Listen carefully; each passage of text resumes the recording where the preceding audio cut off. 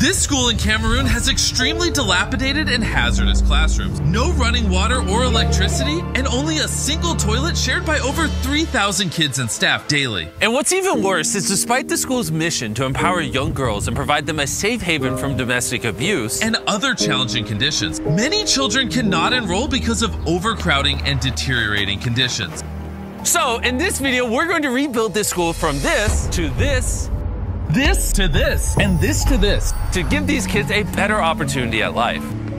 We started out by sending Dan and Darren there a few months ago to see how we could help. Upon their arrival, they met with Francis, an extraordinary man who has dedicated his life to combat inequality and suffering in Cameroon. He is the founder of CDVTA, an organization that helps build wells, facilitates solar power installations, and aids the development of education throughout Cameroon. When we first visited the school, what we saw of those children were actually under conditions of lack of sanitation. Some of them were abused. They had no right to raise their voice. They could not speak for themselves. These conditions had no dignity. These conditions would not make a child believe that the future is bright. The kids that are in the school are sitting in classrooms that are literally made out of scrap wood. I've been shooting in one of these classrooms for 5 minutes and my face is literally dripping with sweat. I can't imagine what it must be like to sit in here for an hour-long lesson and learn. The environment is first of all dirty. There is dust all over. We don't have ceiling boards. The state of these classrooms is tragic for many reasons, but mainly because this school is on the border of the English and French parts of Cameroon, making it a rare junction point between two populations in ongoing conflict. This school could help unite these communities. Many people have moved from the English part and they settled in this area. This school became a safe place for them to come and get educated here. But because of the poorly built infrastructure, rain leaks through the roof in winter. There is no electricity, and the school was beyond maximum capacity. Once we saw this, we knew we had to do something, so almost immediately, the team quickly got to work to completely transform this school and surprise the kids before they got back from their school break.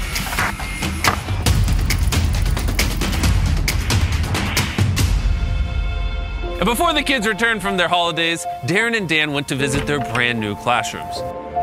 Darren and I looked at the new structures which have airflow, they have lights, they have electricity. Let there be light. I can't wait to see the look on the kids' faces, the teachers' faces when they get to see the new classrooms, also the new bathrooms. The school is going to transform thousands and thousands of lives in the future. The next day, it was finally time to surprise the kids. There's a whole bunch of people outside the school. This is really exciting. The school was the busiest it had ever been, with kids beyond excited to get a glimpse of the brand new classrooms. I just got out of the car. There's a whole bunch of people over here to welcome me. This is a little bit crazy. The headmaster then led Darren to the new classrooms where he would officially cut the ribbon and declare the new school open.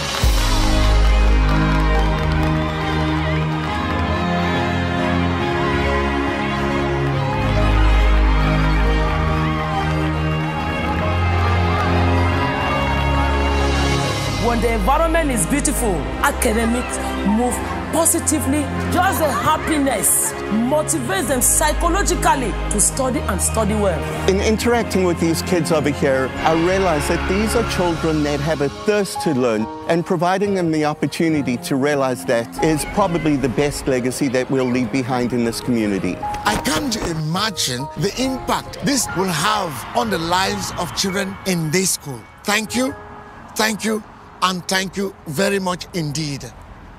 Before I show you an unexpected surprise the community had for Darren, I want to tell you about the amazing sponsor of this video, electric e-bikes. They're back on board and supporting our mission with their affordable, eco-friendly, and fun-to-ride bikes. Time and time again, they have shown their dedication to a global impact by helping us rebuild an orphanage, donating thousands of shoes to kids in South Africa, and distributing millions of clothes worldwide. Additionally, they helped us power an island in Colombia, a children's sanctuary in Zambia, and give away hundreds of electric bikes all across the globe. And now, for the 8th time this year, they stepped up and helped us build this school in Cameroon. So I just want to give a heartfelt thank you to Electric E-Bikes for their continuous support. Let's get back to the video. Now it is time for Darren's surprise. Okay, So the village leaders took him to a ceremonial hut and dressed him up in local attire. He then took part in a traditional Cameroonian induction as a village elder. What? Forefathers. Okay. Pull it now. Pull it, yes. I've just been honored as a chief in the village.